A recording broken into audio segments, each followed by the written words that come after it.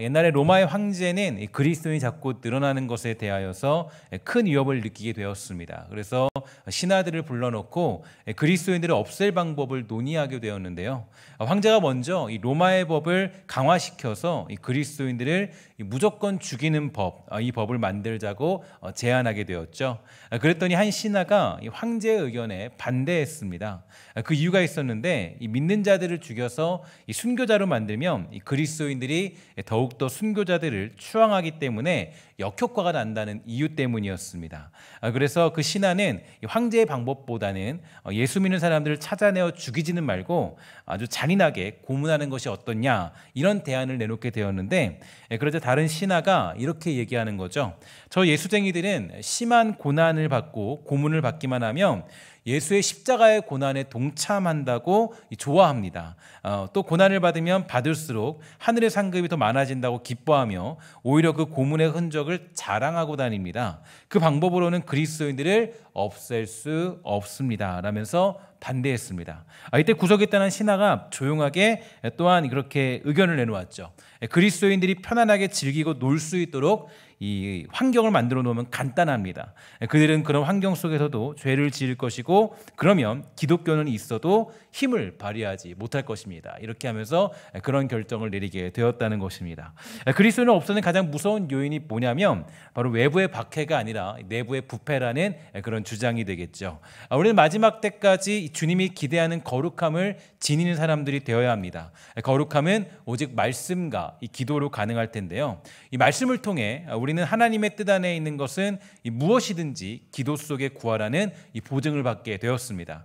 이 진술은 한편으로는 포괄적이기도 하면서도 한편으로는 그 자체로 옳은 것들과 하나님의 계획을 따라 우리의 삶과 섬김을 이루는 모든 것들을 포함하게 되지만, 정말 다른 한편으로는 전적으로 자아중심적인 모든 것을 배제하기 때문인데, 이것은 이제 우리가 성령 안에서 기도할 때 우리가 자의로 드린 숱한 간구들이 중단될 수밖에 없다라는 것은 의심의 여지가 없습니다. 우리의 삶 자체가 기도를 가능하게 하는 모든 사실에 응하는 삶이 될 때 그동안 기도를 통해 얻으려고 가장 열심히 애쓰던 많은 것들은 더 이상 구하지 않을 것이기 때문입니다. 그러나 우리가 이 성령 안에서 기도하게 되면, 그렇게 기도하게 되면 이 간구의 가지수는 줄어들겠지만 그 능력은 훨씬 더 강력해지겠죠. 그럼 많은 기도 제목들 가운데 이 몇 가지를 제외하는 것과 관련해서 한 가지 제가 예화를 들어보려고 하는데요. 그러나 이 예화가 꼭 전부이고 완전하다고는 할 수 없을 것입니다. 그러나 오늘의 주제를 이해하는 데 있어서 저는 매우 중요하다고 생각합니다. 저는 어떤 순간부터 이제 그 날씨를 위해 기도하는 것, 이런 것들을 자제하고 또한 그렇게 하지 않기 시작했는데요. 예전에 저는 이런 기억이 있습니다. 어떤 기억이냐면, 한참 이 청소년 수련을 많이 할 때인데, 수련을 할 때 보면 반드시 뭐가 있냐, 야외 활동이 있었죠.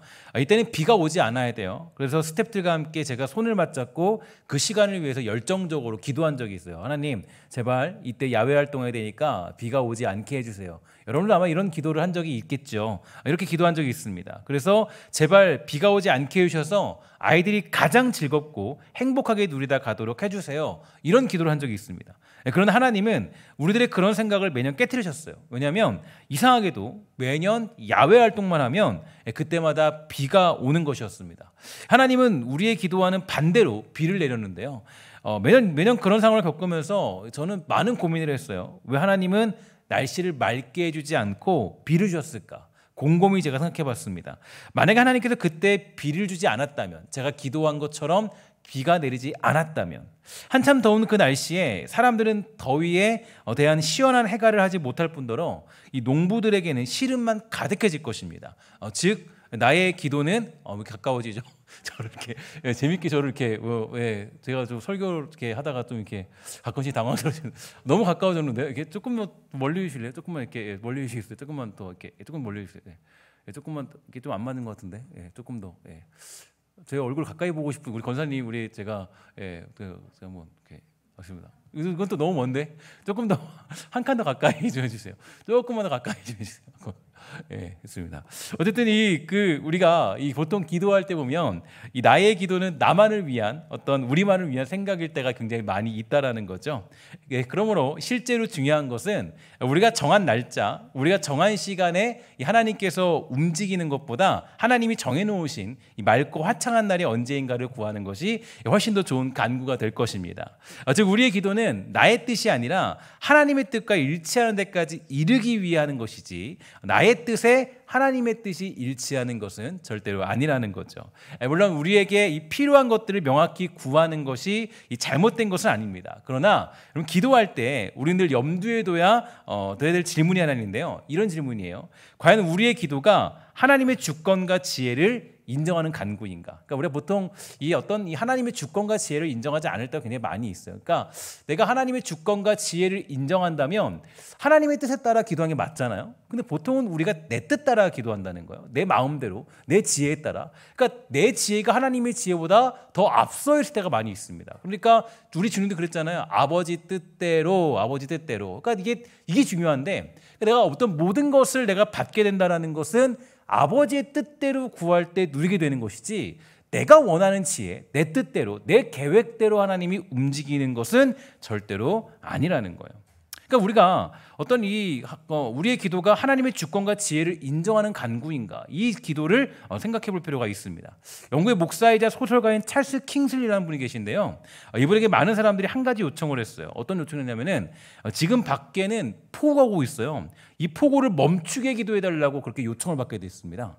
그러나 그는 그 기도 제목을 거절하죠. 왜냐하면 그는 연일 퍼붓는 폭우가 사람들의 위생 상태에 꼭 필요하다는 것을 알고 있었기 때문이에요. 그러니까 이게 이 폭우가 와서 하나님 정말 폭우가 멈추게 해주세요라고 기도하는 거, 이게 하나님의 지혜인가, 하나님의 뜻인가? 예를 들어서 우리 태풍이 오잖아요.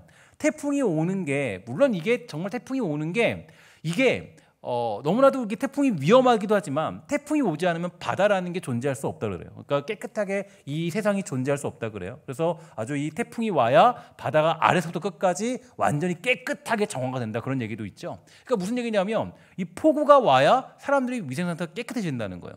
그러니까 이게 무엇을 위해 기도하는 것인가? 그래서 하나님 비가 오게 해주세요, 오지 않게 해주세요, 이게 맞겠지만 그러나 그것들이 하나님의 주권과 지혜와 섭리를 인정하는 기도인가? 이게 더 중요하다는 것을 우리에게 말해주고 있다는 겁니다. 그렇다면 우리들은 무엇을 위해 어떤 제목을 놓고 기도하는 것이 과연 옳은 것일까요? 첫 번째로 우리가 기도해야 되는 것은 모든 성도를 위해 기도해야 됩니다. 요한복음 17장에 보면은 예수님은 이 모든 성도를 위하여서 중보기도 하셨는데요. 이 바울도 옥중서신에서 늘 모든 성도를 위해 기도했습니다. 그렇기 때문에 우리 또한 모든 성도를 위해서 기도해야 되겠죠. 특히 바울은 늘 말합니다. 하나님 우리 아버지와 주 예수 그리스도로부터 은혜와 평강이 너에게 있을지어다. 우리 주 예수 그리스도를 변함없이 사랑하는 모든 자에게 은혜가 있을지어다. 그는 언제나 잊지 않고 모든 성도들을 위해 기도합니다. 모든 성도들이 하나님의 은혜, 그분의 위로와 평강이 가득하도록 기도하고 있다는 거죠. 두 번째로 우리가 기도해야 될 것은 하나님의 말씀을 위한 기도를 드려야 돼요. 데살로니가 후서 3장 1절에서 보면은요, 바울은 이렇게 말해요. 주의 말씀이 너희 가운데서 같이 퍼져나가 영광스럽게 되더라, 이렇게 얘기하게 하는데, 우리가 하나님의 말씀이 이 땅에 널리 퍼져서 영광스럽게 되기를 기도할 때 오늘날의 교회는 하나님의 말씀에 대해서 더욱더 영광스러운 자랑과 능력을 나타내게 되는 것이죠. 세 번째로 우리는 그리스도의 일꾼을 위해서 기도해야 될 필요가 있습니다. 오늘날 사회 속에서 나타나는 이 교회들의 현실들을 보면 그리스도의 일꾼들을 위해 기도하기보다는 이 비판하는 것을 굉장히 좋아하죠. 그러나 우리는 그러한 생각을 바꿔서 기도해야 됩니다. 기도하기 시작하면 실로 놀라운 결과가 임할 것임을 저는 믿어 의심치 않는데요. 저는 오늘날 이 교회가 반드시 회복해야 될 것이 있다고 생각하는데, 그것은 바로 이 나라와 세계 속에서 이 추수할 일꾼들을 보내달라고 기도하는 것입니다. 이것은 교회의 의무이고 교회가 마땅히 해야 될 일이 되죠. 특히 주의 종이 되는 것, 또 추수할 일꾼이 되는 것은 자신이 임의적으로 결정한다고 해서 될 수 있는 일이 절대로 아니에요. 오직 하나님의 일꾼으로서의 부르심을 받아야 되기 때문입니다. 그러니까 우리가 그리스도의 일꾼들을 보내주셔서 하나님 그리스도의 일꾼을 세워주세요. 목회자들을 세워주세요. 요즘에 굉장히 큰 문제 중에 하나가 신학생들이 점점 없어지고 있대요. 그러니까 지금 사실 사역자 구하는 것도 굉장히 힘들고요. 함께 사역자들이 모여서 어떤 일들을 감당하는 정말 힘든 시대가 되고 말았어요. 그러니까 옛날에 그 아주 왕성하던 신학교가요 굉장히 많이 없어지고 있어요. 시대가 그래요. 그리스도의 일꾼을 우리가 위해 기도해야 되는데 그리스도의 일꾼을 위해서 기도하기보다는 오히려 비판의 의식들이 더 많아지는 게 이 시대의 모습 아니겠습니까? 그러니까 사실 그리스도의 일꾼을 세워달라고 주의 종을 세워달라고 우리는 기도할 필요가 있다라는 것입니다. 네 번째로 우리는 이 설교자를 위해서 기도할 필요가 있는데요. 왜냐하면 이 설교자를 위해 기도해야 되는 이유는요. 하나님의 신령하신 부르심이 바로 두렵기 때문입니다. 그래서 우리는 하나님께서 부르신 사명의 길을 감당하는 사람들, 이 사람들을 위해서 기도해야 될 필요가 있다라는 거죠. 제가 한 책에서 본 이야기예요. 어떤 나이가 지긋한 목사님께서 이 설교 중에 이 젊은 설교자 한 사람을 격려하였습니다. 이 목사님은 그 젊은 설교자를 격려하면서 교인들에게 이렇게 말했다 그래요. 일주일 동안 여러분의 설교자를 위해서 기도해 보십시오. 그러면 기도한 만큼 기대감을 갖게 될 것이고 여러분이 기대하는 것을 그에게서 얻게 될 것입니다. 라고 말한 뒤에 자신의 집에서 일어난 그 예화를 들려주었습니다. 그는 뭐라고 말했냐면 이런 예화를 설명해 줬어요. 요즘 저는요, 우리는 가난한 사람들에게 지금 죽을 나눠주고 있는 그런 어떤 봉사를 감당하고 있습니다. 우리는 죽을 얻으러 온 사람들에게 2리터짜리 그릇을 가져오라고 부탁했어요. 2리터짜리 갖고 오면은 2리터에다가 죽을 나누어 주는 거죠. 그러다 어느 날 제가 주방에서 죽을 준비하고 있을 때 한 10살쯤 돼 보이는 소년 하나가 주방으로 들어왔어요.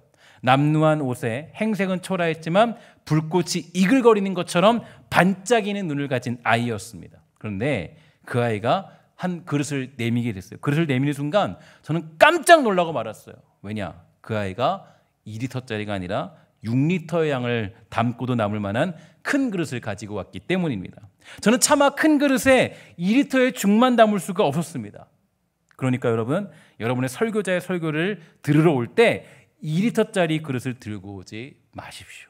그러니까 이게 바로 되게 중요한 예화인데 이 설교를 우리가 설교자를 위해 기도해야 되는 이유는 또 우리가 기대하는 마음으로 찾아야 되는 이유는 내가 그냥 기대하는 만큼 설교에 대해서 은혜를 받게 된다는 거예요. 그러니까 내가 기대하는 사람들은 그만큼 은혜를 받게 되기 때문에 설교자를 위해서 기도하는 것은 여러분이 일주일 동안 감당해야 될 그런 몫이다라는 것을 설명해 주는 내용이죠. 사실 설교자라는 자리는요. 제가 설교를 해서가 아니라 이 자리는 매우 복되기도 하지만 매우 비참한 자리이기도 해요. 그 이유는 설교라는 것이 하나님의 말씀을 대하는 것이고 인간의 죄악으로는 접할 수 없는 거룩한 말씀을 선포하는 것이기 때문입니다.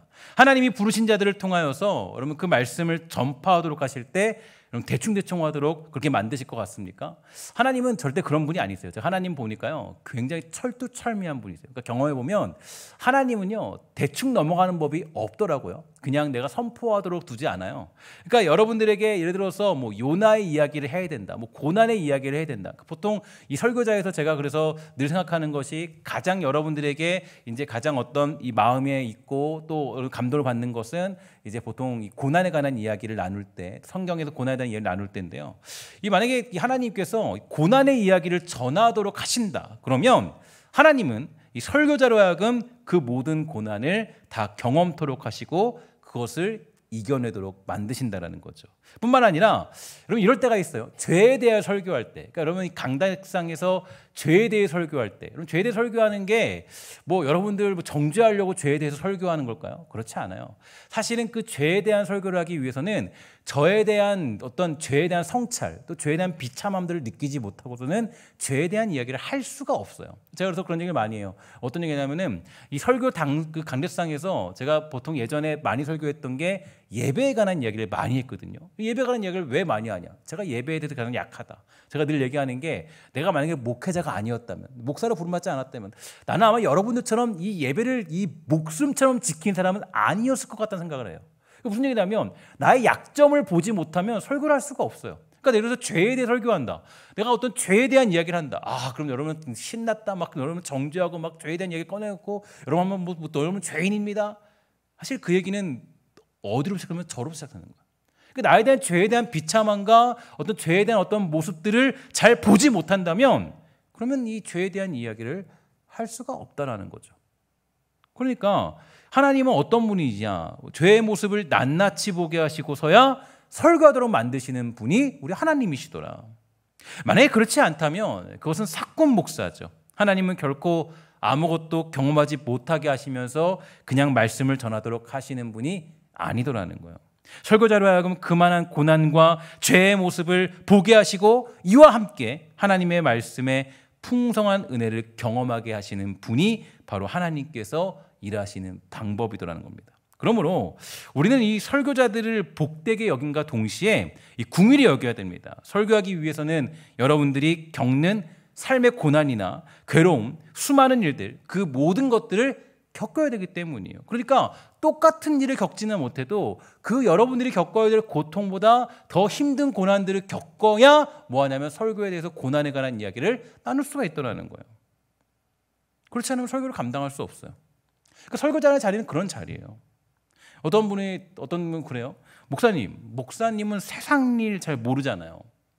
이렇게 말하는 분도 계실지 모르겠지만 그것보다 더 심한 고난들을 겪어야 말씀이 선포되기 때문에 설교자는 더 괴로운 인생을 살아갈 수밖에 없다라는 거예요. 성도들이 가지고 있는 부족함과 연약함을 견뎌야 되고 그것을 알아야 되고 이해해야만 설교가 가능하기 때문에 하나님은 그 모든 실수와 연약함들을 겪어내게 하시고 그 말씀을 전파하도록 하는 분이 우리 하나님이세요. 그러니까 하나님이 말씀을 선포하도록 설교자에게 어떤 이 짐을 줬다, 어떤 사명을 줬다. 그러면 대충 그냥 그 길을 걸어가도록 하지 않더라는 거예요. 하나님은 그렇게 일하시는 분이죠. 에스겔 24장 15절부터 27절 한번 살펴보도록 할까요? 좀 긴 이야기지만 이 내용도 참 우리에게 의미가 있습니다. 여호와의 말씀이 또 내게 임하여 이르시되 인자야 내가 내 눈에 기뻐하는 것을 한 번 쳐서 뺏으리니 너는 슬퍼하거나 울거나 눈물을 흘리거나 하지 말며 죽은 자들을 위해 슬퍼하지 말고 조용히 탄식하며 수건으로 머리를 동이고 발에 신을 신고 입술을 가리지 말고 사람이 초상집에서 먹는 음식물을 먹지 말라 하신지라.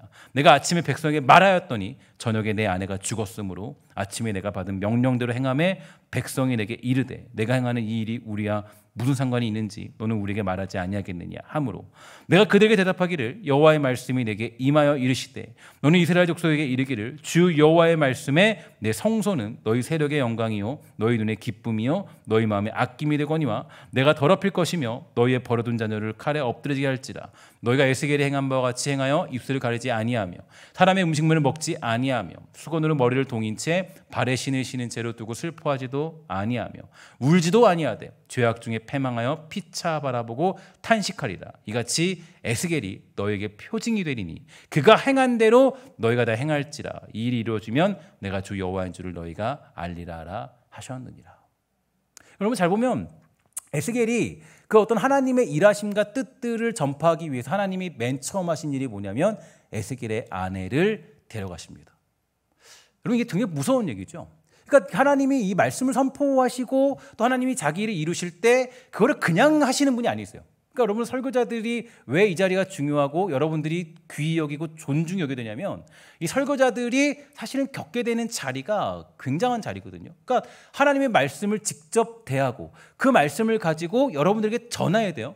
하나님 말씀을 사실은 옛날에 그 구약 시대는 하나님의 얼굴만 봐도 볼 수가 없는 거죠. 가까이 할 수가 없어요. 그래서 사실은 그 말씀을 대할 때는 내 입이 부정해지고 내가 정말 악해지고 그 앞에서 어떻게 할 수가 없는 상황이 되잖아요. 그러니까 사실 설교자들은 하나님의 말씀을 가장 먼저 대하고 그 말씀을 가지고 여러분들에게 전해야 되는 자리에 있다는 거예요. 그러니까 이거 보면 이 하나님이 이 일을 하실 때 그냥 하지 아니하시고 이 일을 통해서 눈물을 뼈저리게 흐르게 만드시고 우리의 모든 교만과 악함과 그 모든 것들을 목사로부터 어떤 설교로부터 다 꺾어버리시고 그리고 하나님의 일을 감당하시더라고요. 제가 지난주에 우리 봤을 때 우리 그 소요리 문답이었나요? 소요리 문답 보니까 강설할 때 하나님의 능력이 나타난다. 하나님 말씀이 강설될 때, 선포될 때. 그러니까 이게 그냥 야 내가 대충 살고 막 목사가 대충 살고 설교자로 막 준비도 하지 않고 그런 일도 겪지 않고 고통도 없고 고난도 없고 아픔도 없는데 그 어떤 설교를 전했을 때 그게 어떤 능력이 있다. 그런 일은 나타날 수가 없다라는 거예요. 하나님 그렇게 일하시는 분이 아니세요. 예를 들어서 여러분 너무 잘 아는 내용 있죠. 호세아 선지자 보세요. 선지자가 어떤 그 예언들을 얘기하기 전에 그가 겪었던 일들이 뭡니까? 이 고멜의 어떤 그 도망침 아니에요? 자기 아내 고멜 맨날 잡아다 놓으면 또 도망치고, 잡아다 놓으면 또 도망치고, 또 도망치고. 이거 보여주고 하나님 말씀 선포한다고요. 그러니까 이게 그래서 하나님은 이 설교자가 길을 걸어갈 때 하나님이 그 설교자의 길을 그냥 두지 않으세요. 하나님 그냥 두지 않는다고요. 그리고 하나님이 에스겔에게 뭐라 그랬냐면 명령하셨죠. 슬퍼하거나 울거나 눈물을 흘리지 마라. 참 이게 무서운 사실이에요. 왜 그렇게 하셨을까요? 훗날 이스라엘 백성들이 그러한 고통과 괴로움을 당할 것이기 때문이에요. 그래서 그다음 이 내용 그다음 보면은 그런 얘기들이 또 예언이 나타나 있죠. 그래서 하나님은 그 고통을 미리 알게 하시는 거예요. 그러니까 그 자신의 자녀들, 하나님의 자녀들이 겪게 되는 고통들, 그들이 만나게 될 고통들. 그러니까 왜냐하면 아내도 빼앗길 것이고 자녀도 빼앗길 것인데 그 고통을 네가 먼저 알아라. 그리고 그걸 가지고 선포해라는 거예요. 그래서 목회자의 길이 만만치 않습니다. 우스갯소리로 우리 제가 제 딸하고 이제 그런 얘기를 했어요. 너 사모 될래? 뭐 이런 얘기만 했어요.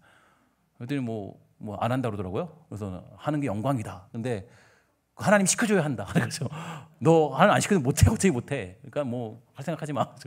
어차피 내가 하나님이 안 시켜도 못하는 거야. 택해줘야 하는 거야. 그러니까 이런 고통을 겪지 않으면 목회자, 설교자에 설 수가 없어요. 그러면 이게 설교자의 자리가 이게 보통이 아닌, 보통 그냥 아무나 설교할 수 있겠지, 설교할 수 있겠지 이런 게 아니에요. 여기 선다는 거는 하나님이 그러한 고통들을 어렸을 때부터 겪게 하시고 알게 하시고 남들 모르는 고통들을 정말 깨닫게 하시고 아픔들을 겪게 하시고 그 어떤 고난의 길을 겪게 하시고 그리고 나서야 설교를 할 수 있는 자리로 하나님이 불러내시더라는 거예요. 하나님은 그 고통을 미리 알게 하시고 겪게 하신 후에 말씀의 선포를 허락하시는 분이세요. 그래서 우리는 그 주의 종에게 궁일한 마음을 가지고 가장 후하게 할 수 있는 최선을 다하여 사례비를 드리기도 하는 것이고 또한 그렇게 살아가는 일들을 돕기도 하는 이유가 거기 있는 거예요. 주의 종들이 겪어야 될 일들에 대해서 사실 우리가 쉽게 여길 수가 없는 이유죠. 왜냐? 하나님은 호락호락하신 분이 아닙니다. 하나님 호락호락하신 분이 아니세요. 주의 종을 세우고 앞으로 쓰임 받도록 하기 위해서는 하나님은 우리를 아주 강력하게 훈련시키시죠.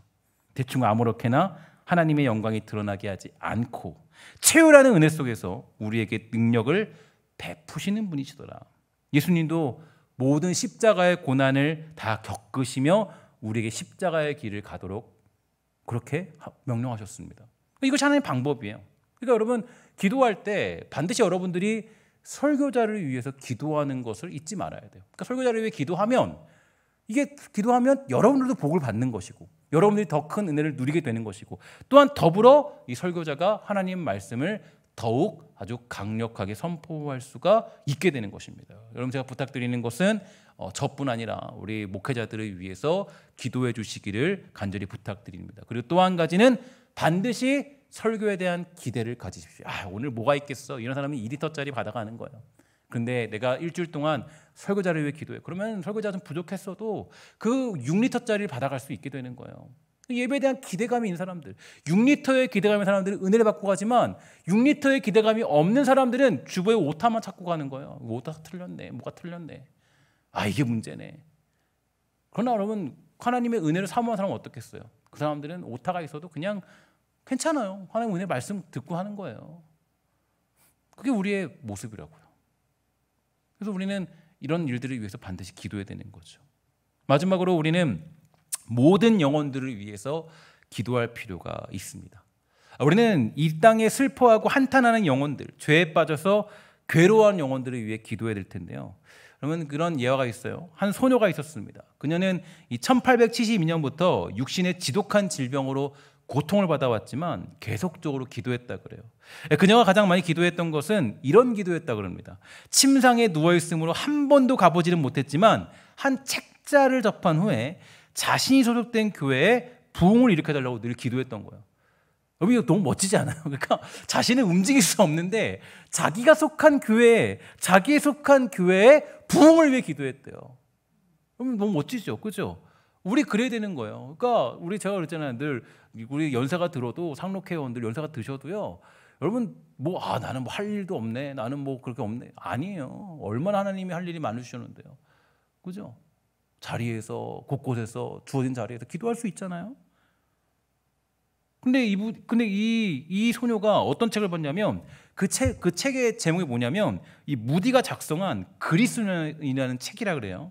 그리고 그녀는 무디라는 사람을 본 적도 없고 만난 적도 없었지만 그 작은 인쇄물을 베개 밑에 놓고 기도했대요. 어떻게 기도했냐? 하나님 아버지, 이 사람을 우리 교회에 보내주세요.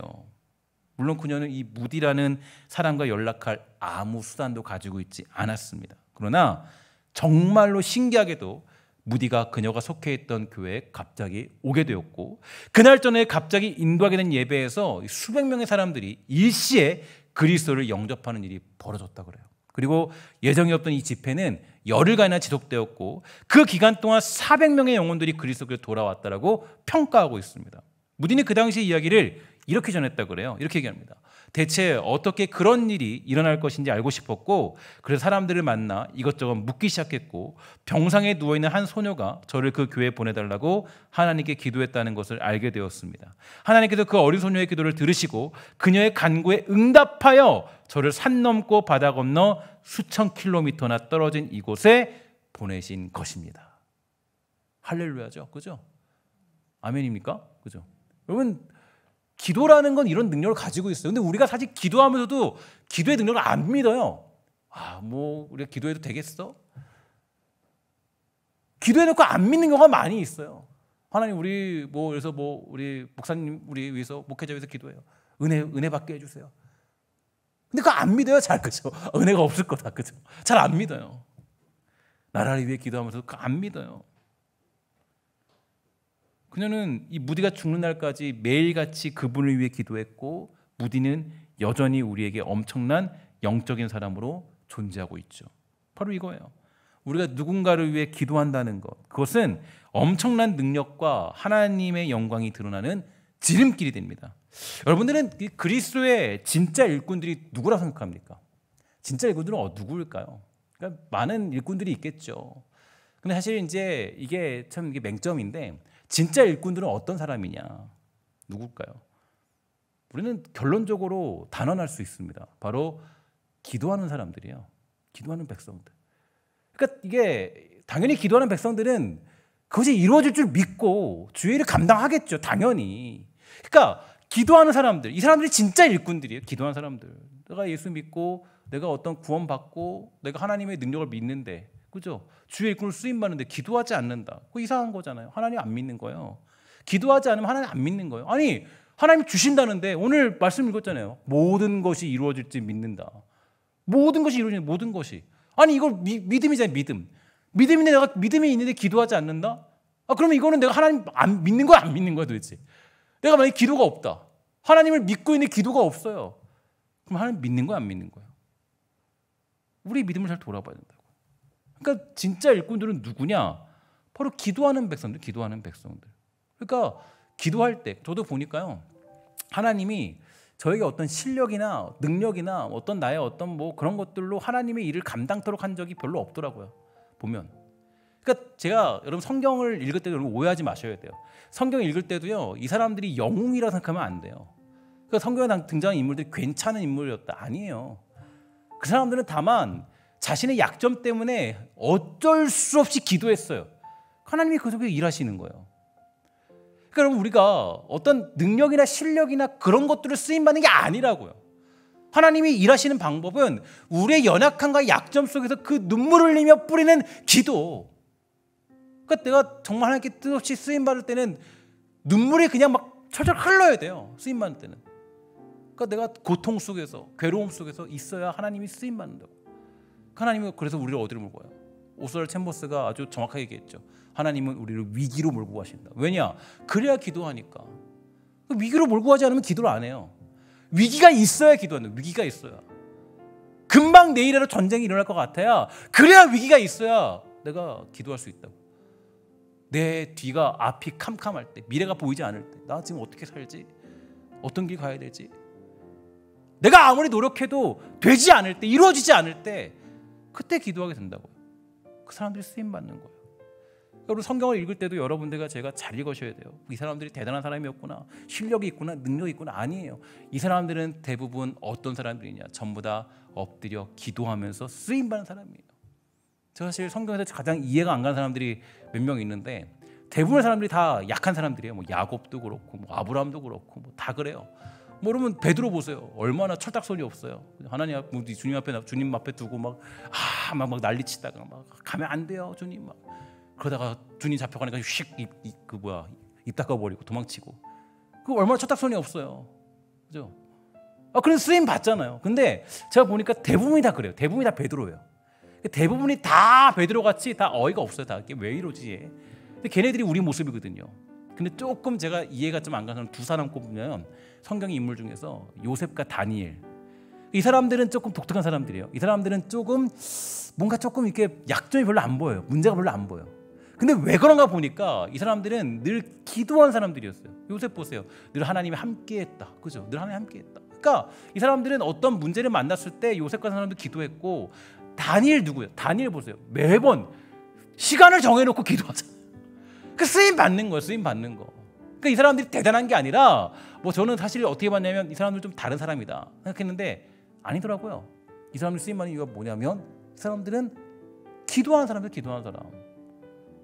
그러니까 내가 기도하지 않고 주님께 쓰임 받는 일은 없어요, 성경에서. 내가 기도하지 않고 쓰임 받는다, 그런 일은 없다고요. 일어날 수가 없어요. 이거는 성경이 명확하게 주는 사실이에요. 기도하지 않는 쓰임 받는다, 그런 일은 없어요. 가끔씩 주권적으로 그냥 하나님이 발람처럼 쓸 때도 있죠. 그런 선자처럼 쓸 때도 있어요. 주권적으로 쓸 때도 있어요. 그러나 기도하지 않는 사람이 쓰임 받는 법은 절대 없어요. 그래서 예를 들어서 요즘에 뭐 금요기도회도 뭐 안 하고, 교회들이 많이 그러더라고요. 뭐 정말 어떤 교회들은 금요기도 안 하는 교회도 많더라고요. 뭐 새벽기도회도 뭐 없어진 것도 많아요. 기도 그냥 안. 그리고 보니까 제가 어떤 포스터인가 보니까 뭐 111 기도인가 그런 것도 있어요. 보니까 하루에 한 번 1분씩 기도하자. 그 뭐야 그거? 1분씩 기도해서 그 뭐 그런 기도도 있더라고요. 하루에 한 번 1분씩 기도하자. 111 기도. 1분씩 기도할 거면 그거 왜 하는 거예요, 그거죠?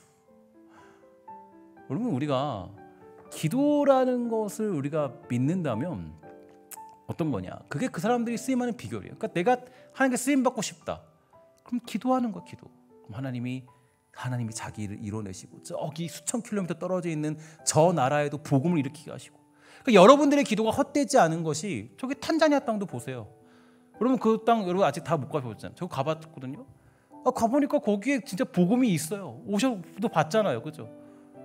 거기 그 사람들이 뭐 그냥 갑자기 생겼겠어요? 아니에요. 우리의 기도로 말미암아 그들이 복음을 얻게 된 거예요. 이게 우리의 그 기도의 능력이라고요. 그러니까 하나님이 기도로 증거를 보여줘도 우리는 잘 안 믿어요. 그러니까 기도하지 않으면 사실은 쓰임받을 길이 없다. 발람처럼은 쓰임받아도 쓰임받을 길이 없어요. 기도하지 않는데 어떻게 쓰임받겠어요? 그러니까 여러분, 제가 늘 얘기했죠. 그 사람은 신뢰할 수 있는 사람이냐 아니냐, 기도하는 사람인가 아닌가 보면 돼요. 여러분 나중에 직분자를 선출할 때도 마찬가지예요.